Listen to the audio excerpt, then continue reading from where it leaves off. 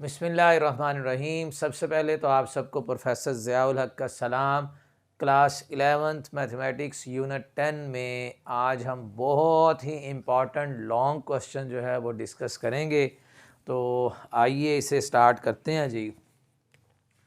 cos 20, cos 40, cos 60, cos 80, इसकी value prove करनी है कि ये बराबर होती है 1/16 के। तो आप इसको लेफ्ट हैंड साइड लिख लें। cos 20 degree, cos 40, cos 60, cos 80 degree. अब इसमें जो स्टैंडर्ड टेबल वैल्यूज़ हैं वो उसकी वैल्यू लिख लीजिए। cos 60, भाई cos 60 जो होता है वो बराबर होता है 1/2 के। इसके बाद सबसे छोटा एंगल इसको आपने बाहर लिखना है और बाकी जो दो एंगल रह गए हैं इनको आप तरतीब के साथ लिख लें। बड़ा एंगल पहले लिखें और छोटे एंगल को बाद में लिखें। अब इसके ऊपर हमने फार्मूला अप्लाई करना है कि ये प्रोडक्ट है, इसको हमने चेंज करना है सम और डिफरेंस में।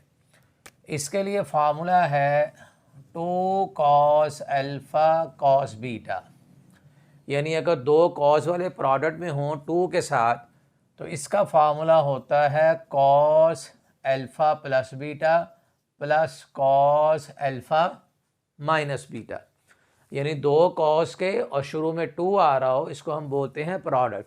ये सारा आंसर बराबर होता है cos अल्फ़ा प्लस बीटा के plus cos alpha minus beta, यानी दो कॉस वालों के दरमियान में प्लस आएगा। अब फार्मूला बनाने के लिए ना शुरू में यहाँ पर 2 चाहिए, जबकि आप देखिए इसमें 2 नहीं आ रहा, तो हम क्या करेंगे, इसे 2 से मल्टीप्लाई और 2 पे डिवाइड करेंगे। ये आ जाएगा जी हाफ cos 20 cos 80 cos 40। इस वैल्यू को ये मैंने 2 से मल्टीप्लाई किया और यहाँ मैंने 2 पे डिवाइड कर दिया। 1/2 1/2, ये आंसर आ जाएगा जी 1/4 cos 20। इस पे फार्मूला लगा देते हैं 2 cos alpha cos beta.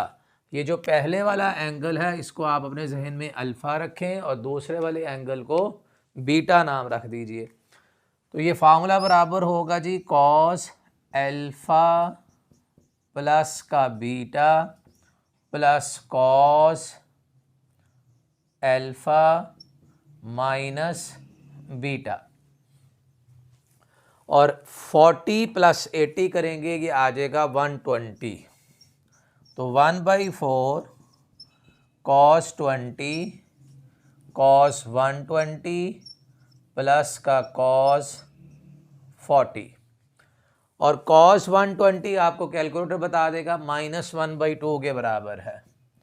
1/4 cos 20 cos 1/2 की जगह पर cos 120 की जगह पर हम लिखेंगे माइनस का 1/2, और नेक्स्ट है जी cos 40। अब इसमें 2 एलसीएम ले तो 1/4 cos 20 2 एलसीएम -1 प्लस का 2 cos 40। अब इस 2 को इससे मल्टीप्लाई करेंगे तो ये आंसर आ जाएगा 1/8 cos, और इस cos 20 को भी मल्टीप्लाई कर दें इस -1 से, ये आ जाएगा माइनस का cos 20। देखिए दोबारा बताता हूँ, इसमें एलसीएम लिया और ये जो एलसीएम वाला 2 था इसको 4 से मल्टीप्लाई किया, ये आंसर आ गया 1/8। इस cos 20 को -1 से मल्टीप्लाई करेंगे cos 20 2 cos 40 cos 20। अब इस पे फिर फार्मूला लगेगा 2 cos alpha cos beta cos alpha plus beta plus cos alpha minus beta, यह आ जाएगा 1/8 माइनस का cos 20।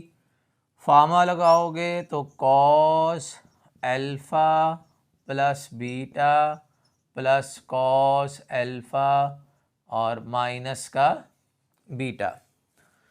तो 1/8 माइनस का कॉस 20 प्लस का कॉस 60 प्लस का कॉस 20, पॉजिटिव नेगेटिव कैंसिल। और कॉस 60 की वैल्यू होती है 1/2, तो ये आंसर कितना आ जाएगा 1/16।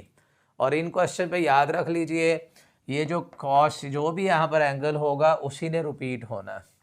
और यहाँ अगर सबसे छोटा एंगल कॉस 20 है तो यही एंगल पॉजिटिव नेगेटिव साइन के साथ आएगा। और फार्मूले 2 लगने, यानी इन क्वेश्चन के ऊपर 2 दफ़ा फार्मूला ज़रूर लगेगा। एक फार्मूला ये लगा और एक दफ़ा फार्मूला हमने आके इसके ऊपर लगाया।